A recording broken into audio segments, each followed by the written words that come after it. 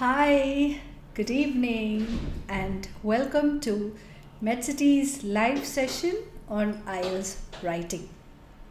Well, today's topic of discussion is the much anticipated or the much sought after topic, IELTS writing update for 2022. A lot of students ask me if there are any changes that are happening in IELTS writing. Well, of course, there are certain things that you need to keep in mind, especially when it comes to writing task 2, which is writing an essay.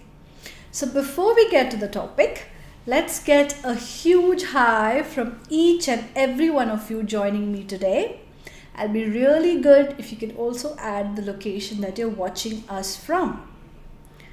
So Shyamlal says good evening. Punnu Ramya says good evening. Hi Ramya. Tina Ipe says good evening. I'm also looking forward to reading from where you're watching. So which part of the world you're currently located in and where are you watching us from? Alright, so yes, a lot of good evenings coming up. AJ Jacob says hi. Abdul Rahman Bala Zurmi, hi, good evening. Hani Hanish.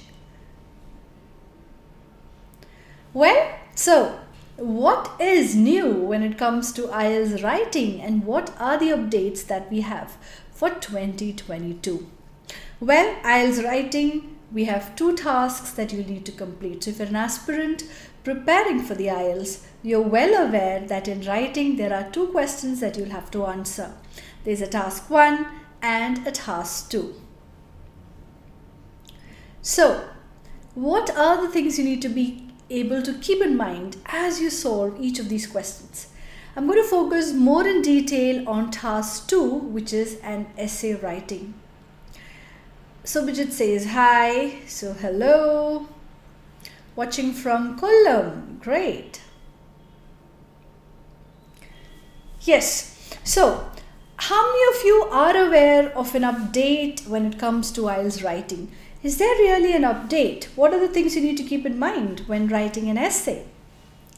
Well, this 1 hour I'm going to deal exactly with that because it will help you highly when it comes to attending the test. Now, the updates for the IELTS writing is completely formulated by keeping in mind the assessment criteria. No matter what you write on your test day, you are being evaluated on 4 basic assessment factors. So I hope viewers are aware of what these assessment factors are. If any of you out there are fully aware of what the assessment factors are, let me tell you the clue is there are 4 assessment factors. So if you know what those 4 assessment factors are, try and type it out for me. So we have Lindo watching from Kochi, we have Justino Batak who says hello, Sophia Linda D'Souza, Preeti, KR, Rajan, Priya Hari, Johnny, Ashwati Unikrishnan. Well, so what are the assessment factors? How does the examiner evaluate your writing? We know when it comes to, so Jessie Rachel says a warm good evening to Sangeeta ma'am and the whole team of MedCity Kannur. Thank you. We know when it comes to evaluating your essay writing and writing for that matter, because it's English, one of the assessment factors have to be grammar. Good evening from Budapest, Noha Haddad. Great. So one of the assessment factors in writing is grammar. So you will need to showcase your range of grammar skills.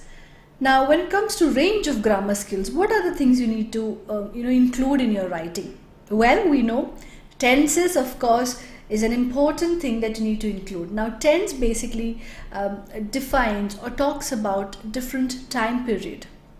We know there are commonly or most popularly known 3 time frames that we can talk about. We have the past, we have the present, which is talking about the current situation, and we have the future, which is talking about things that will happen. in the coming years probably, or the coming months. Well, so tense is divided into these 3 different time periods. Now tense is an important grammar aspect. Now very similar to tense, you also need to focus on constructing sentences. Now when we need to convey anything, when it comes to speaking, we're again using sentences and speaking out those sentences. But when it comes to writing, we have to write down these sentences or the idea that we're planning to convey in a proper format. Now what do I mean by a proper format?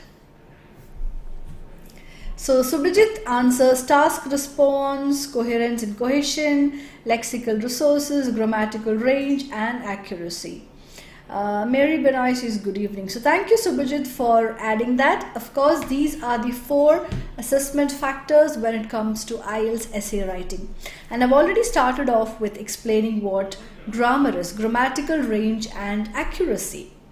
Well, I started off saying tense is an important element when it comes to grammar and we need to focus on this. Now you might be wondering, how is tense important when it comes to essay writing? Well, imagine you're talking about, let's say the question is about museums charging an entry fee.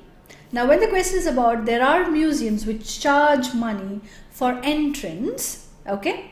So the question is, do the advantages of charging an entrance fee outweigh the disadvantages? So here we need to first evaluate what time period are we talking about.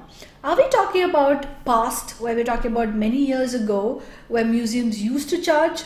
Are we talking about the present situation? Are we talking about something that will happen in the future? No. This particular question exactly asks you about museums charging an entrance fee, which means we are talking about the current situation. It is now. So when we're talking about now, we'll also need to use examples that are currently in place to be able to explain the different benefits and drawbacks when it comes to museums charging an entrance fee. So tense is important and it's highly a high requirement for each of us to be aware of what is the tense form that we will have to write our essay in. So if tense is one of the important grammar aspects, we have the others like the construction of a sentence. And when it comes to constructing sentences, we have all the other grammar elements that fall in place.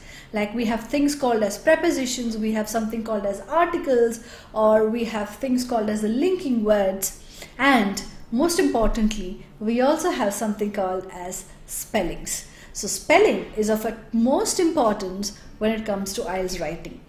So keeping all of these things in mind, I'm going to discuss what are the major changes that will help us improve our score.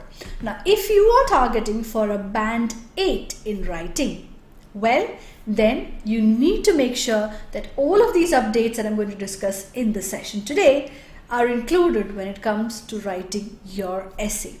So let's look at the updates when it comes to IELTS writing, update for this year 2022. So you can see on screen, I'm going to divide everything that I'm going to discuss henceforth into 2. One is the do's, that is things that you should be doing in your essay. The other is the don't, that is things you should not be doing in your essay. So let's get started with point number 1. Ensure that your essay is relevant.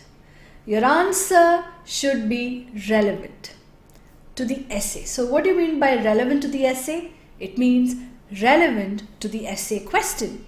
Now imagine the question asks you about the advantages and disadvantages of museums charging an entrance fee.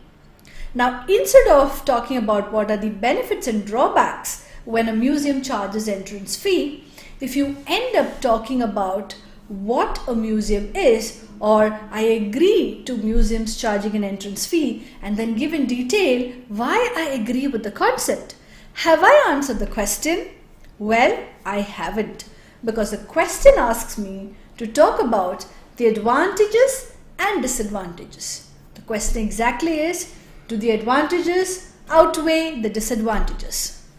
So the topic of concern here is museums charging an entrance fee. So If the essay question asks me to talk about which is more, the advantages or the disadvantages, and instead of mentioning that, I talk about my agreement with the idea, I haven't responded to the question. So make sure your idea is directly related to the question. And we have to ensure that we're using specific examples. Now, when I talk about museums right now, and I'm talking about using specific examples, are there any examples that quickly come into your mind? Can any of you share? When you listen to the word museum, are there any relevant examples that run to your mind? I'm watching out for your responses. So we have Rasla Rafiq saying hi. So we have a lot of people watching, and it says, Krishna Priya says good evening, Sahanaj Alam is watching, M.H. Rahman is watching, Leonora Marquez, Marif, Preetham, Manu Prasad, Manohar Yadav, Ritesh Pramod Deshmukh, Saya, Sajan Daniel, they're all watching us from different parts of the world, hopefully. Ambika says hi. Well, the question to you is, can you think of something when I tell this word out, museum? What is it that strikes your mind immediately? Because we're discussing about using relevant, specific examples. Museum, does anything strike you? In your essay, you have to use examples that are relevant. That means it's connected to the question. Plus, you have to use examples that everyone can relate to.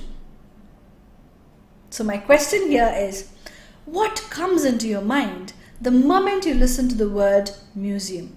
So Rasla answers saying historical things. Okay. Is there an example that comes to your mind, Rasla? When talking about museum, do you have an example that comes to your mind? Well, this question is out for everyone watching me live right now. We're trying to connect the idea as to how you can make sure that your answer is relevant to the question asked. Jessie Rachel says art gallery. All right. Interesting. Any other responses? Museum. And I'm sure there'll be something that strikes. What that is what I'm interested to know. Because remember, when we explain anything in an essay, we need to try and connect it to relevant examples. Ashwati adds historical, precious things. Any example, any relevant example that comes to your mind, that strikes you when you listen to the word museum? Well, we do have quite a few responses coming up from YouTube as well. Coherence, lexical resources to the previous question. Financial benefits for government. Okay, so that is Jinia G on YouTube.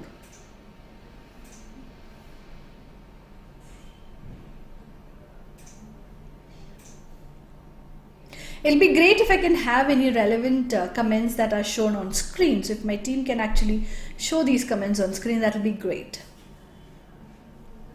Yeah, so Ashwati says historical, sculpture, source of income. So we have Nidish Vishnu on YouTube saying source of income, Jinia G on YouTube saying financial benefits for government. Okay, now let me make this question more specific. I'm looking for an example to talk about a museum, to describe the benefits of museums charging an entrance fee. So Subhajit says clean and tidy. Udyan says bones. Okay.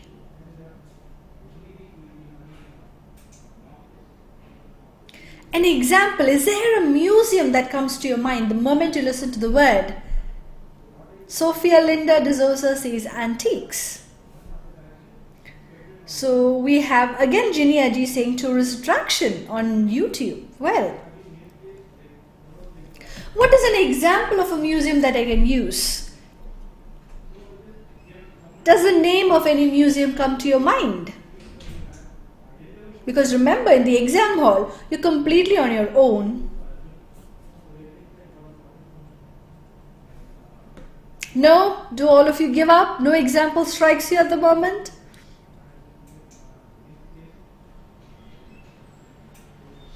Sheba says value to the museum. Well, my question is, can you think of a name of a museum? So Mary Benoy answers, certain museums charge a higher amount from foreigners, which is a great way to keep the museums functioning. Well, what we are talking about, or the comments that I'm reading right now, talks about the advantages or the benefits, disadvantages of charging. But my question is, can you think of a name of a museum that immediately strikes you, that probably in the exam hall you can use to answer? Joy says Trivandrum Museum. Okay, that's interesting. Roshni Vinod says Madame Tussauds at London. That's interesting. Right. Okay. Now I'm sure, see, what I'm trying to convey here is you need to use examples that are specific, that are general, that can be related to by anyone. So we have an example by Joyce Elizabeth, and she says Trivandrum Museum. Now, how many of us can actually relate to Trivandrum Museum?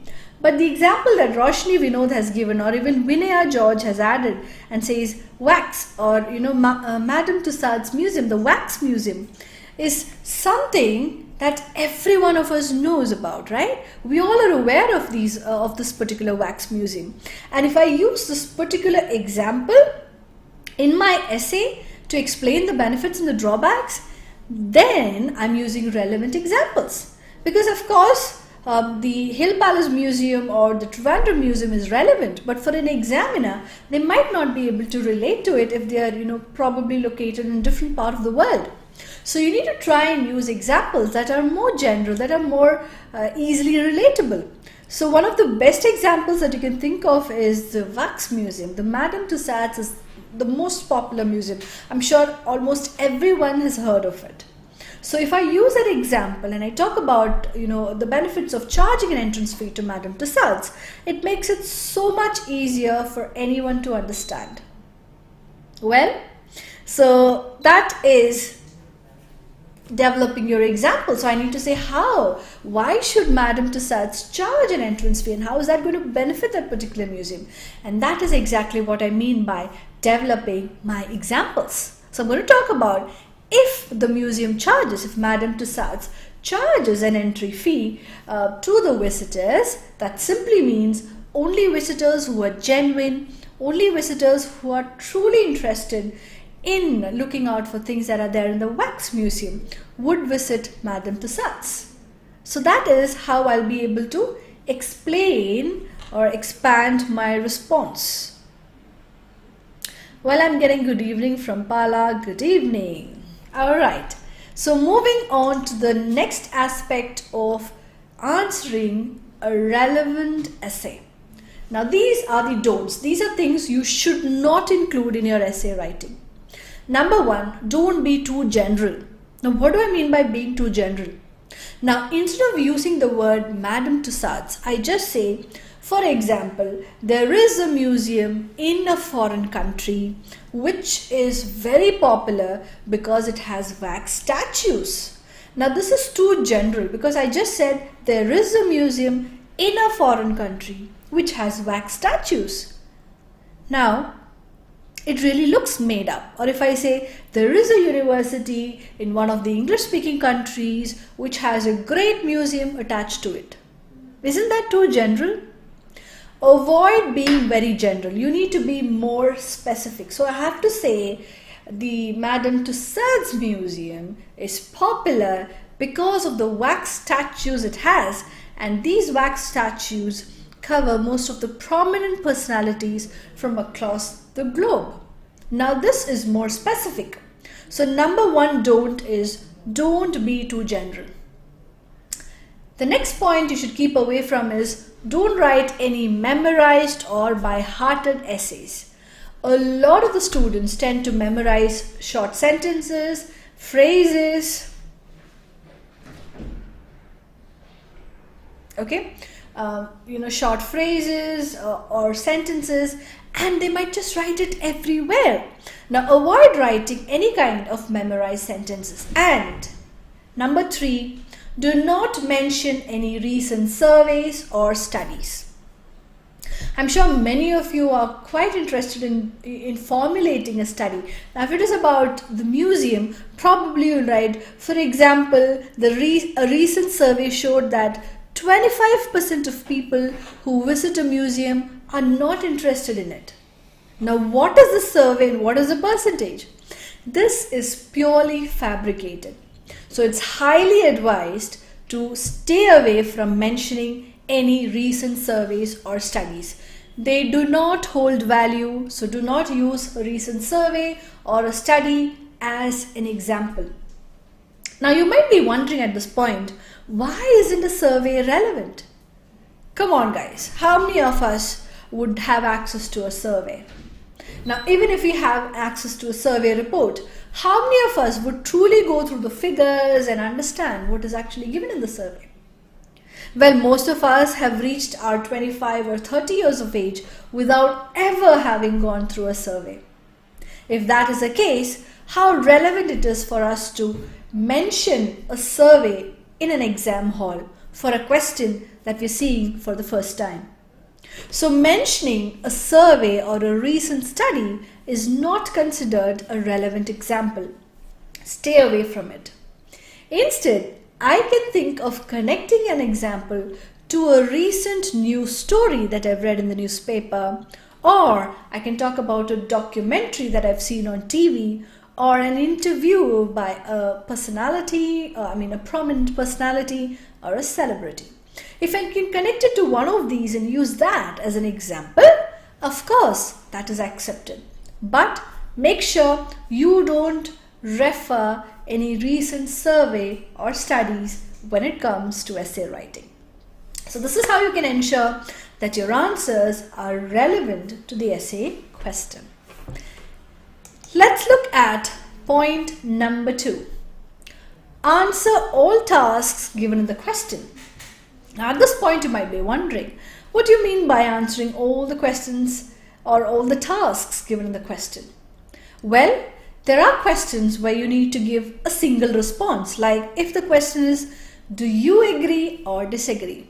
What is your task here? It simply asks you to either agree with the question or disagree with it. But imagine a question which says, discuss both sides and give your opinion. In such a question, you have 2 tasks to it.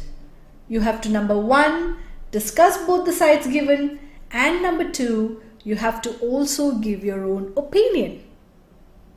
Now, if another question says, what are the problems associated with so and so, and how can it be solved? Again, there are 2 parts to it, or 2 tasks to it. So you have to answer both of it. So ensure that all the tasks given in the question are completely answered. Now sometimes you will have a very, very short question that says, why? Okay, let's say there are a large number of students who travel abroad for higher education. Why? And the next question is, how will foreign education benefit a student? So the first question is why? And that's a very, very short question. It's a single word question. Now, many times students miss out on this question and they would just answer the second question, which is, how would foreign education benefit a student? Now, in such a case, you haven't answered both the tasks. So that is what you need to ensure, that how many ever tasks are given in the question, make sure you answer all of it. So if there are 2 parts or 3 parts to a question or just 1 part, accordingly, you need to answer the different tasks given. Which also means, like point number 1 here, it says bullet point 1, write a clear opinion and support that in the entire essay. Whatever your opinion is should be written right on the top. So the introduction paragraph itself should clearly state what your opinion is. So I have a question from Sharu Abraham, if you can put it up on screen for me. It says, what if I can give a genuine survey, reported or published in a newspaper? Okay, so this is a question from Sharu Abraham, and his question is, ma'am, what if I can give a genuine survey reported or published in a newspaper? Well, Sharu, my answer to your question is, if you're connecting it to a newspaper report that you have recently read, well, definitely there's nothing wrong in mentioning a survey. The idea is, where or what is the source of the survey information? Now, newspaper is something that you and I have easy access to. Everyone can easily avail a newspaper. So if I've read today's newspaper and on page 1, probably it's a survey report by World Health Organization saying how many countries across the world have easily controlled the COVID-19, also the COVID pandemic, right?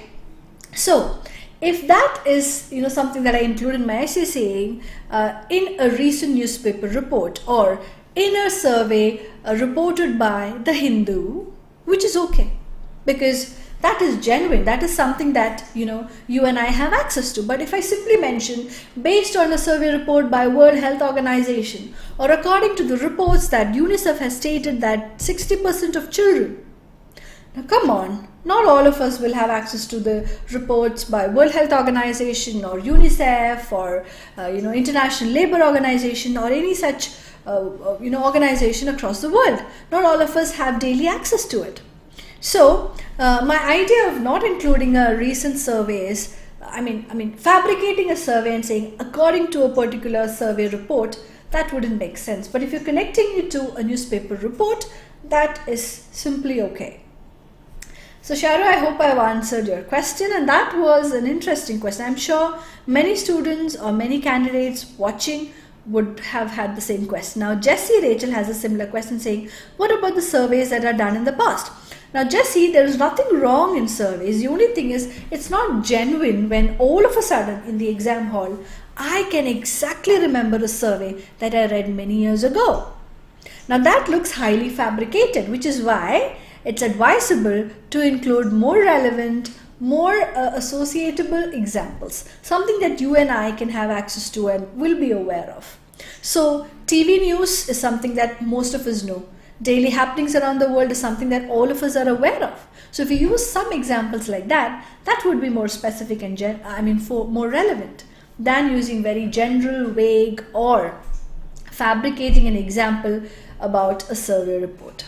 All right. Thank you for those questions. These are wonderful questions. I'm sure genuine queries that many candidates would have at this moment. All right, going back to our screen. Carefully understand how many tasks are to be answered and also make sure that you are prepared for singular and plurals. Now, sometimes the question is, what is the advantage? What is the advantage? Which means I have to mention only one advantage. But if the question says, what are the advantages of? Advantages, plural, which means I have to mention 2 or 3, right? Okay, so Sharu says, got it ma'am, so as long as I can give correct reference. Great.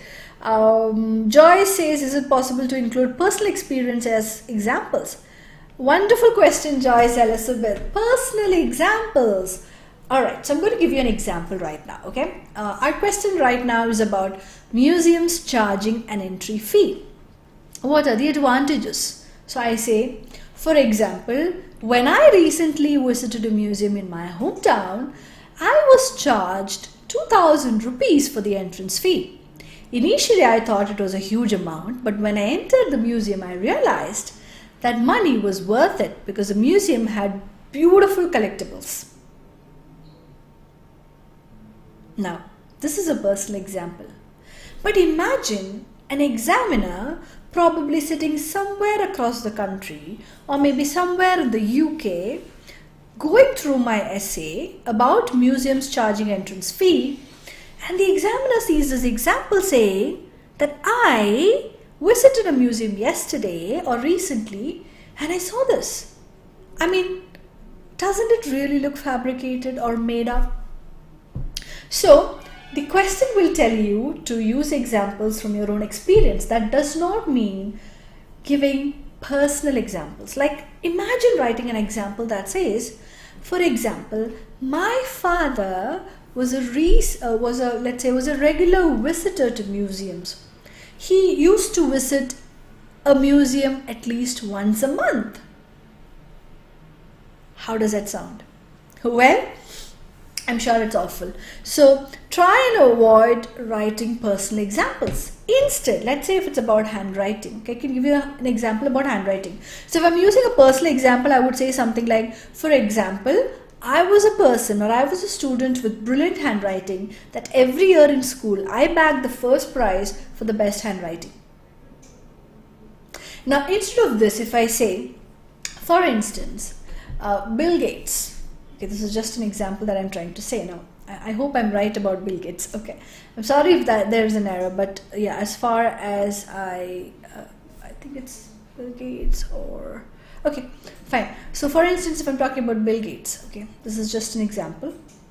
So I say, for instance, Bill Gates was trained in calligraphy, which actually helped him maybe build a software in the future, okay, or many years later. So I'm talking here about Bill Gates, and I'm talking about how he had this fascination for calligraphy or handwriting, and how he took up a certificate course in handwriting, and later when he developed a software, he was able to use this skill of what he's attained from the certificate course and apply it to his software.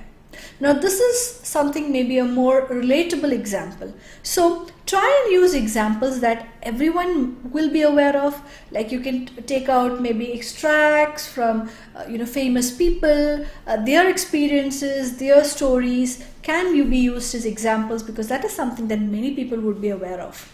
But instead of saying things like, I had this experience, or my father did this, or my brother, or my sister, or my mother, or my aunt, or my uncle, that wouldn't be a very good example to give.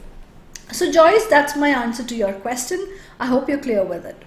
Okay, so these are the do's, what you can see on screen when it comes to answering all the tasks given the question. Now let me also discuss the top don'ts. So things you should stay away from when you're ensuring that you're answering all the question.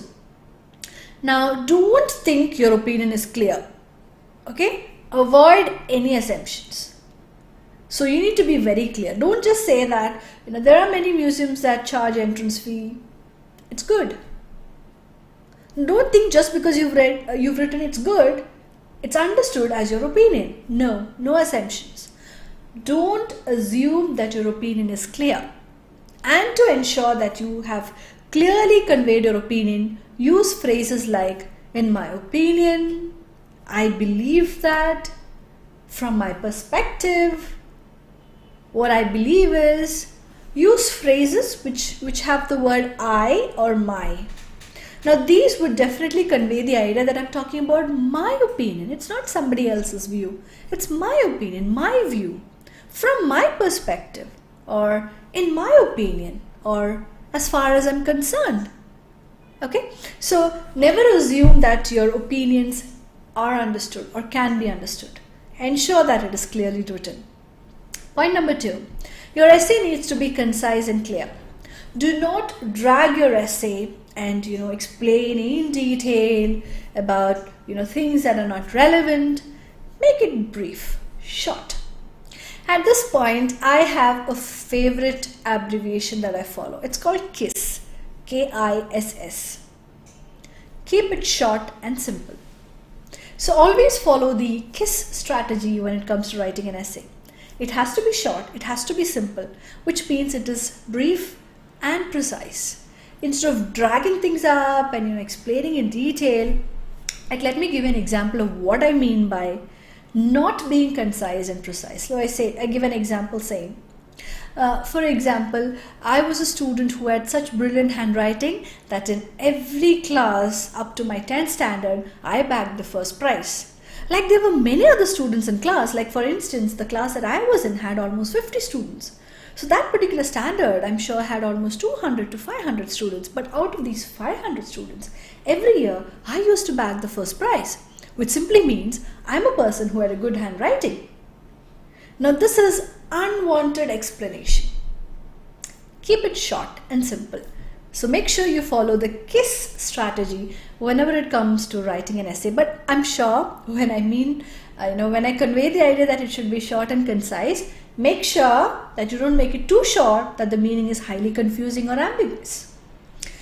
Next point that you need to keep in mind is fix the number of paragraphs to be included, and that depends on task. Now, I have questions from, many students have asked me this. Should I write 4 paragraphs in my essay, or should my essay have 5 paragraphs? Now, if I should write 5 paragraphs, which is the essay question that I should write 5 paragraphs? How do I know should I write 5 paragraphs or no? Do any of you have these confusions when it comes to essay writing?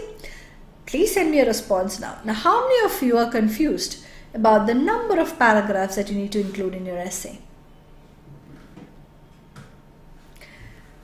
Alright, so Ashwati says that was a beautiful explanation. Thank you, Ashwati. Alright. Anyone out there confused about the number of paragraphs that you need to include in your essay? Manju Kishore says, thank you, ma'am. It's very helpful. Should I have 4 paragraphs? Should I be writing 5 paragraphs in my essay? How many should I actually write? How do I know which question needs how many paragraphs? Do any of you have similar questions? Well, I'm just waiting for some responses to come up. Anyone watching on YouTube feels the same, or on Facebook? Or you've never thought about it? Well, let me put it across first that you need to have paragraphs in your essay. You cannot write your essay in one single paragraph. So you need to ensure that there are a set of paragraphs. But how many do you write? Should I be writing just 4 paragraphs? Should I have 5 paragraphs? Should I write more than 5? Now the last point on the slide says, don't write anything less than 250 words. So if you think that, oh, I'm well off, my language is really good, I've written good sentences, so 200 words is fine. Or I have 245 words, which is fine. No, it isn't fine. You have to ensure that you're writing 250 or more than that. Anything less than 250, you're going to lose your marks. So Pramila Rai says yes, and we also have Reba saying, is it 4 or 5 paragraphs? Alright, so yeah, that's exactly what I'm trying to say. You need to ensure that you know how many paragraphs you need to write in an essay. So have an idea of fix the number of paragraphs that you're going to include. Now don't fix the number of paragraphs. That's the idea. Don't say, okay, whatever essay comes, I'm going to write in 4 paragraphs. You cannot fix it. Or you cannot say, okay, no matter what the essay is, I will have 5 paragraphs in it. We simply cannot fix the number of paragraphs. We cannot follow a template because that completely depends. The decision as to how many paragraphs need to be included in the essay completely depends on the essay question. For example, if it's an essay question that says discuss both sides and give your opinion. So here I have 2 parts. Part number 1, I have to discuss both the opinions given. Part number 2, I also have to give my opinion. So one possibility here is, I can discuss one opinion in the first body paragraph, second opinion in the second body paragraph, and in the third body paragraph, I can give my opinion. And initially in the first half of the essay, I'll have an introduction, and towards the end, I have a conclusion, which means I'll have around 5 paragraphs. But the same essay question, I can also probably write in just 4 paragraphs. Like I might not have a totally separate opinion, I might support one of the opinions that is already given, in which case I will only have 4 paragraphs in the whole. But I might also write in 5 paragraphs. So Sharu says 2 or 3 body paragraphs. Yeah, that's right. Either write 2 paragraphs, sometimes you can write 3 paragraphs. If it's an agree-disagree essay, let's say your opinion is that you fully agree with the idea. You can write a 2-paragraph essay, but imagine you have sufficient ideas to support your opinion. You can have a 3rd paragraph as well, a 3rd body paragraph as well. So guys, the idea is do not have a fixed idea or a template in your mind that, okay, no matter what the question is, I will only have 4 paragraphs. That isn't a good idea. And it also completely depends on how good you are in writing, how fast you are in writing, because it's not just about the number of paragraphs. It's about how well you have organized your ideas. Are they easy to follow? Have you, met the word requirement? Have you answered the task? Are your examples relevant? Have you explained your ideas? So these are the aspects, that are kept in mind when the examiner evaluates your answer. So there is a long comment by Joyce, and I would like to read it. It says, in case of discuss both views, is it mandatory for us to include opinion as a separate paragraph, or is it okay if we state it in the introduction paragraph and justify it in the conclusion? Well, Joyce, again, like I said, there is no hard and fast rule. There is no template. It completely depends on how you present your answer. Remember, it clearly says you need to discuss both and give your opinion. So if you haven't given your opinion but just discuss the opinions, you haven't answered the tasks fully. So it's up to you. Like probably you could mention it in your introduction and just justify it in your conclusion, or you might mention it in the introduction and have a separate paragraph talking about your opinion. That's also fine. It completely is into your hands. Reba, what words are not counted in the essay? Well, Reba, every single word that you write from top to bottom is counted. So be it an article like there was a student, there was a student, four words. Every single word that you write is counted. If you repeat the words, they're counted. There was a student, the student was. Student is repeated, but it's counted as 2 words. Many students have this idea that repeated words are not counted. They are counted. But the only problem is, imagine in your essay you have 25 times you've mentioned the word student. It's counted 25 times, but at the same time, you'll also reduce, it'll also end up in reducing your score, because the examiner easily understands that you do not know any other word other than the word student. You're not able to express that idea in any other word or phrases. So, each of these words that you write are definitely counted, but if there is too many repetitions, then you lose your marks, but they're counted. Okay, so any small word you write, in, at, on, off, everything is counted. Hyphenated words are counted as 1 word. Like let's say, I say rice bag. Okay, maybe I hyphenated, so rice hyphen bag becomes 1 word. But if I write a bag of rice, that becomes 4 words. So that's just a random example. Now if you feel that rice bag should not be hyphenated, that's okay. But I'm telling you, if at all there are hyphenated words, like state of the art, they're hyphenated. So don't think that state of the art are 4 words. No, that's a single word. State of the art, they're all hyphenated. State hyphen of hyphen the hyphen art. State of the art means the latest, and that's a single word. So if you have hyphens, they are a single word. So Reba, I hope I've answered your question. Words are counted, numbers are counted, and that's how you reach up to this 250 words. So it's highly advisable not to write anything less than 250, and try and write always a little about 250 words. Okay? Sharu has another question saying, can we write numbers in our essays? Of course you can, Sharu. There's nothing wrong in writing numbers. For instance, if I say, if I'm trying to explain saying, India is the 5th largest country when it comes to the production of 5th, it's always better to write F-I-F-T-H in words. But if I say India has, or India is in place number 5, now number 5, again it's advisable to write it as N-U-M-B-R, F-I-V-E in words. But even if you write in 5 in numerical form, that should be fine. But what is highly recommended is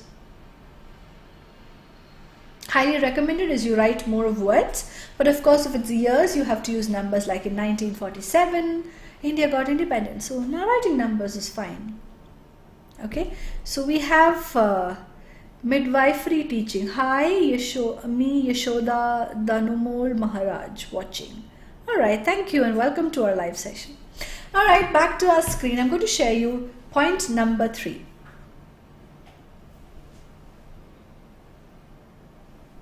Okay, point number 3 says, okay, cohesion and coherence. That's important. So do ensure that your essay is coherent and there is a good cohesion between words and ideas and sentences that you write. So for that you need to ensure that you're using a good set of linking words and phrases. Okay, now what are these linking words? Linking words are of course words that help you connect 2 or 3 different ideas and convey it in a single sentence. Also, you should be able to use synonyms and word forms to avoid repeated usage. Now, why I say synonyms and word forms? See, most often students think of only one concept, and that is synonyms. Now, if there is a word like, let's say, okay, important. And this is one of my favorite examples. So there is a word important, and now if I need to change it, immediately I'll start thinking of synonyms. So what are the synonyms of important? Then I would think of vital, I would think of necessity, I would think of necessary, maybe I would think of prime. So you have different synonyms for the word important. Now, other than always thinking of the word important, like I can say, improving your handwriting is important. Now I need to change that into another sentence. So I say, working on your handwriting is vital. Now what did I do? I changed the word important to vital. Instead, I can also think of working on word forms. That is, important is a form and I can change it to another form. Like I can say, working on one's handwriting has its own importance. So important has been changed to importance. So think of word forms also, not just synonyms. Alright. So Dijo Paulo says, if I write a complete meaningless sentence, will the words in that sentence get counted? Ah, Dijo, right? Or is it DLJO? Okay, Dijo Paulos. Oh, thank you for that question, Dijo, first of all. Now, it's a kind of, let's say, a riddle that you've asked me, and it says, if I write a complete meaningless sentence, will the words in that sentence get counted? Well, yes, it will get counted, definitely. So you're safe when it comes to word count. So you've managed to write 250 or let's say 260 meaningless sentences. I mean words with meaningless sentences. But okay, so you've only met one requirement, and that is meeting the word count. But when it comes to evaluating your grammar, and that includes your construction of sentences, or when it comes to evaluating your lexical resources and the usage. Now, lexical resources is not just words, it's how you use those words. So under all of these other assessment criteria, you will definitely lose marks. So under task response, you have achieved the requirement, which is writing more than 250 words, but they're all meaningless, which means you're not going to end up getting a good score anyway. They counted, but that will not really help you when it comes to getting a good score. Okay, so Dijo Paulos, that's my answer. Yeah, so Roshni says significant. I think she was typing out a synonym for the word important. Alright, so not only think of synonyms but also think of word forms like important. Synonyms are vital, significant, prime, necessity, but you can also think of the word form like important to importance. Alright. Okay, so the third point that you can see on screen says separate paragraph with separate ideas. Do not write more than 2 or 3 ideas in a single paragraph. That will be overloaded. So make sure you have 1 or 2 ideas at the maximum in a paragraph, and each of these ideas that you have are well explained. They need to be expanded. Alright. So these are the top do's. Now when it comes to coherence and cohesion, are there certain don'ts? Things that you shouldn't be doing in your essay? Well, yes. Don't use linking words unnecessarily. Firstly, secondly. Firstly, I think it is important to charge the entry to a museum. Secondly, I think it's important because that money will help us keep the museum clean. Thirdly, charging entrance fee for the museum will also ensure that. So the problem with using linking words like firstly, secondly, thirdly is that it becomes very mechanical. It looks very much artificial. It looks like you have forcefully inserted linking words. So at this point you might be thinking, okay, if I cannot use firstly, secondly, thirdly, what else should I use? Right? Now you tell me, what else can you use? I'm telling you here Don't use linking words like firstly, secondly, thirdly in your essay writing. If I shouldn't be using words like firstly, secondly, and thirdly, what else should I be using? Can you comment? Can you send your comments here?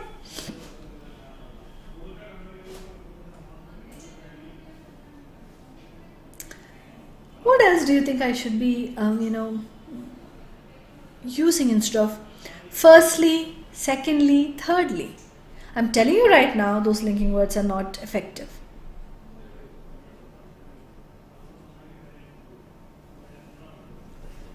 So there's a question by Roshna Abraham, and her question is, how do we know if we have written 250 words? What if we exceed the count? Is there a way out to manage the situation during the exams? Now Roshna, you're not penalized if you write more than 250 words, but like I said, you have to be concise also. So the same thing you've said again and again, and because of repeated ideas, you have more than 250 words, then you will definitely lose marks. But if your ideas are relevant, it is not, repeated. Okay, it's not repeated often, not saying the same things over and over again, but still you have around 280 to 300 words. That should be fine, provided you have managed your time. So there's a question by Nelsie Matthew on YouTube, and she has an interesting question because her question is about, can we use semicolons in OET writing? Well, dear Nelsie, this session of mine is completely on IELTS writing, but because you've asked me, I'll answer it anyway. Of course, there is nothing wrong in using semicolons in OET writing. You can, provided it is necessary in that particular situation. So all you need to do, Nelsie, is understand where a semicolon needs to be used and use it accordingly, but otherwise there is nothing wrong. All right, we have another question from, I think, on again. Yeah, okay, fine. Okay, so I've already answered Roshna Abraham's question, and I hope that's clear with you, Roshna. Okay, so my question was, if I'm not using linking words like firstly, secondly, thirdly, what else should I be using? Don't tell me these are the only words that my teachers taught me. How do I use any other linking word? Any idea, anyone?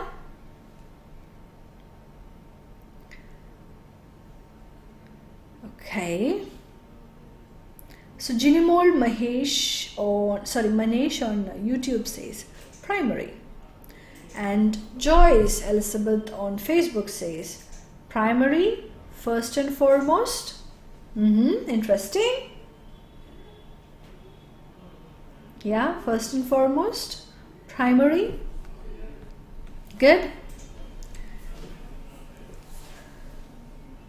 Maybe I can simply say it as the first reason why I think so is. And instead of using secondly, I can simply say as another reason is. So Abhirami Sunil says furthermore, in addition, moreover, very relevant. Roshna Abraham says first and foremost, initially. Great. So the idea is, don't repeatedly use just firstly, secondly, thirdly. It becomes highly mechanical. Instead, try and use words like the first reason why, another is, moreover, in addition. So Subhajit has, that's very sweet of you, Subhajit. You've shared a short sample here saying the first reason why I believe that, one of the most important reasons is that. Excellent. So avoid overuse of linking words. Don't be mechanical by just using words like firstly and secondly. Okay? Now, as much as possible, you can avoid using numbers or short forms. So we've already discussed this. Like I've said, if it's a number, it's always better off written in words. But of course, the year cannot be written in words, and like I can easily say it as 1947. But as much as possible, otherwise you need to avoid numbers and also short forms. Don't use etc, etc. No. Don't use e.g. for example. Short forms are not accepted. And never have headings or subheadings or even bullet points in your essay. Please don't do that. Don't write things like advantages, underline, bullet point 1, 2, 3, 4, 5. No, that's not accepted. Don't have headings, no subheadings, no bullet points. Only proper paragraphs with proper sentences. Okay? And write do not write one sentence paragraphs. My God, I must tell you guys that this is what I've noticed in certain students. Now they have a brilliant paragraph which has probably 50 words. Okay, one paragraph with 50 words is really good. But as I read it, I realize that is a single sentence. Now how is that even possible? Writing 50 words in a single sentence. Now what has happened here is the student has used and a couple of times. Okay, like this is just an example, so I'm trying to say this is how the student has written. One good reason why museums should be charged is this, and another reason that I would really like to bring out to your notice is this, which will also make sure that the student does this. And a third point that can be considered is this, and a fourth point is this. Now this is a whole paragraph with just ands that connects 3 or 4 different ideas. You cannot have a single sentence paragraph, my dear friends. So keep in mind that you not write one huge paragraph in a single sentence. So I think I have a comment by Pramila Vasam, and she says, furthermore, to start with, perhaps to conclude in conclusion. Great.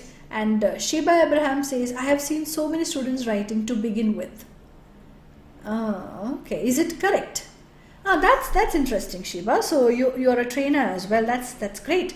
Now, if you've seen many students writing with to begin with, that is exactly why I would say you shouldn't be writing it. You've already seen many students write it. Imagine an examiner who corrects a paper 4 times a month. Okay, and when I correct 4 times a month, I'm not just correcting one paper at a time. I'm correcting maybe 20 to 30 papers at one stretch. So 30 into 4. So in a month, I have those many papers, right? So if I'm correcting those many papers, imagine how many times I would have seen to begin with. And I'm not correcting for just 1 month, I'm correcting for a whole year, which means I would have seen so many samples with to begin with. So after a point, it becomes very mechanical, it becomes very boring, and as an examiner, I might not be too impressed. So avoid using such by-hearted memorized statements as much as possible. So I would definitely ask your student, please tell your students to stay away from any such things. Okay? Alright, moving on to point number 4. Okay, point number 4 is make sure you have clear paragraphs. Topic sentence is very important, so ensure that a paragraphs begin with a topic sentence. And in each paragraph, you support your ideas. Just a topic sentence alone will not help. You need to expand that topic sentence that you've written by supporting examples, or let's say supporting sentences. And you need to also develop this further using examples. And to ensure that there is clarity, make sure there is spacing between paragraphs. So one paragraph, leave a full line blank, then go to the next paragraph. Leave another full line blank and then go to the third paragraph. So make sure that you have sufficient spacing.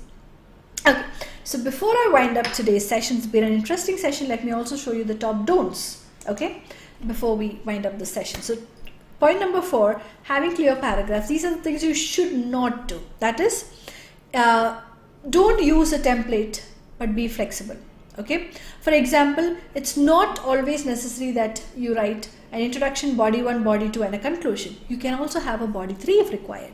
So my idea here to convey is stay clearly away from templates and be flexible.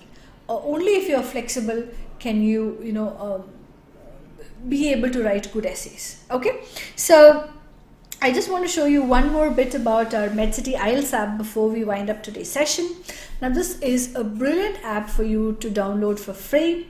You can use this app on your Android or the iOS phone of yours, and the app is available for free download. You have a lot of free videos that you can access, free practice materials, and if you're interested in getting up to 60 hours of video lessons for all the 4 modules, all you need to do is make a small payment of rupees 501 and you can have access to the app for 1 full year.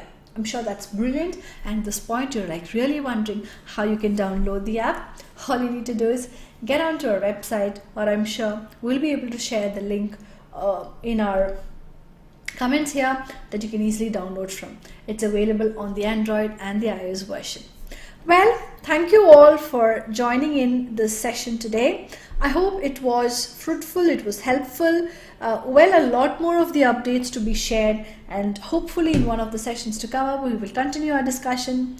But I'm hoping to see you all again as live and fresh next week as well. Thank you so much. Good evening. Take care.